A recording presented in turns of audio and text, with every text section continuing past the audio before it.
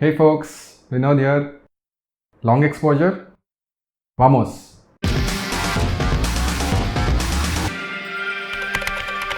Long exposure is about keeping the shutter on your camera open for a longer duration, which means the objects which are in motion will be blurred or smoothened out, whereas the objects which are stationary will remain sharp in the image. Some examples of long exposure would be you have a landscape scene and there is clouds in the sky and you want to show motion of the clouds in the sky, or you have a waterfall where there are some rocks and you want have waterfall coming towards you and you want to smoothen out the water flowing, or night photography where you want to show the movement in the stars, or you can take creative portraits as well with the slow enough shutter speed where there's a lot of crowd movement happening and you want to take portraits of the couple or an individual.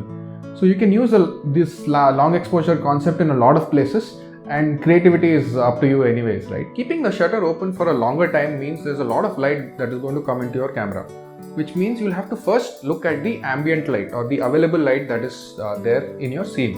If there's a lot of light, it means you need something to block that light coming into your lens.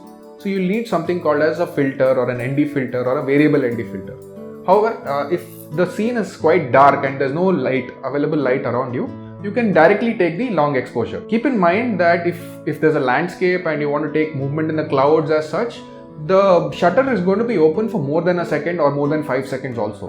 So keep in mind of the ambient light that's coming into your lens. The way you take a long exposure is mandatorily you need something steady to keep a camera on, and we would suggest a steady tripod for that, so that there's no camera shake since the shutter is going to be open for a longer time. So even if there's a slight shake also, it's going to blur out the entire image.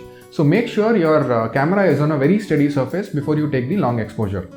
One more thing is to put the camera on a timer. So when you press on the shutter button, there will still be some camera shake. So put a 2-second or a 10-second timer before you take the picture. Let's do a live demo in next week's video. Do subscribe to our channels on Instagram and YouTube, and leave any questions that you have on this concept in the comments below. If you have already taken any long exposure shots, please do tag us, and if there are any good ones, we will definitely share them on our story. And until next time, see you.